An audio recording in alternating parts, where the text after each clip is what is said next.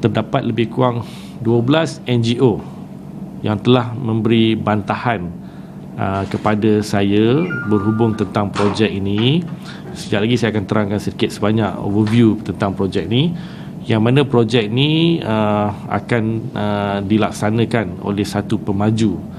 Saya tak perlu kod lah nama pemaju ni, dan saya rasa siapa yang dapat video ni ataupun tahu pasal projek ni, dia tahu siapa pemaju tu lah.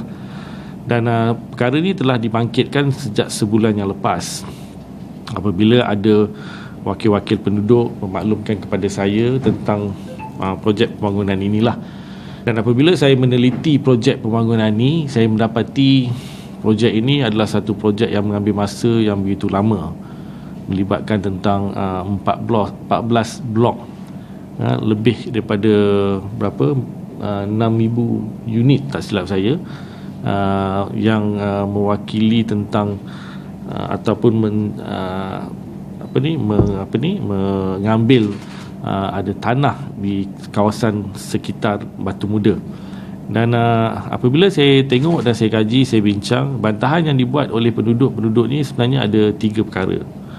Pertama, daripada segi kelestarian penduduk, maknanya kampung Batu Muda ni ataupun taman Batu Muda ni atau kejiranan Batu Muda ni sebelum ini tempat ni aman, damai, tiada masalah tentang isu-isu yang berkaitan tentang permasalahan penduduk di situlah. Maksudnya conduciveness penduduk dekat sini nampaknya begitu baik. Keduanya, apabila projek ini dibangunkan, dia ada 3 fasa. Fasa sebelum dibangunkan, fasa semasa dibangunan, dan fasa selepas dibangunkan. So ini juga menjadi satu igawan kegelisahan dan kegusaran penduduk apabila projek ini hendak dijalankan.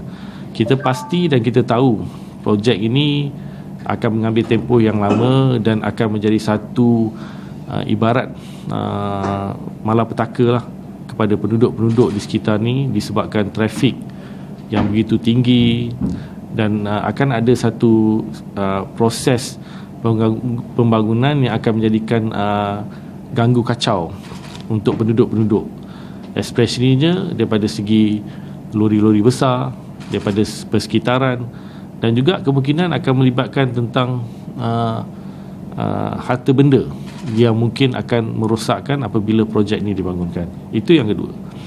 Dan yang ketiga, kita melihat sebenarnya ada satu perkara yang begitu sensitif. Saya dimaklumkan tanah yang nak dibangunkan ini berdekatan dengan tanah milik polis diraja Malaysia di bawah Kementerian Dalam Negeri, iaitu Pusat Tahanan ISA yang sudah begitu lama di situ, ya Bosman? Ya. Yang mana kalau sekiranya projek yang nak dibangunkan sampai 50 tingkat, 15 ataupun 14 blok yang nak dibangunkan di sekitar itu, dia menghadap ke kawasan sensitif ini, kawasan KDN ini, yang mana saya rasa benda ni tak viable dan jadi satu masalah kepada kita punya keselamatan negara. So ini jugalah salah satu faktor ataupun sifat kenapa kita buat bidang sedia ni, untuk kita buat bantahan secara keras. Iaitu kalau kita tengok dekat sini, okay, ini adalah kompleks kemudian PDRM ni lah. Inilah kompleks yang meletakkan Pusat Tahanan ISA.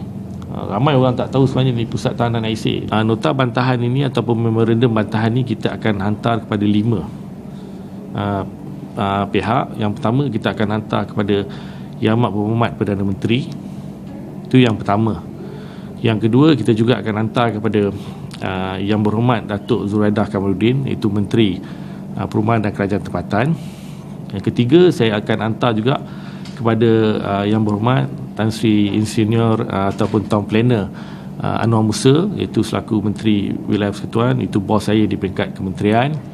Yang keempat, kita akan hantar juga kepada KDN, iaitu Menteri Dalam Negeri, iaitu Yang Berhormat Datuk Seri Hamzah Zainuddin.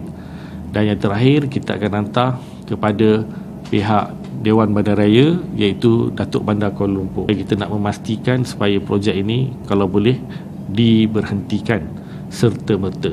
Dan saya juga telah berhubung dengan pihak Peguam berkaitan tentang isu ni, dan sekiranya pihak pemaju masih berdegil untuk meneruskan ataupun mempunyai hasrat membangunkan kawasan itu, kita akan buat satu injaksi yang akan mewakili penduduk-penduduk ni untuk kita membuat satu bantahan secara resmi di peringkat undang-undang.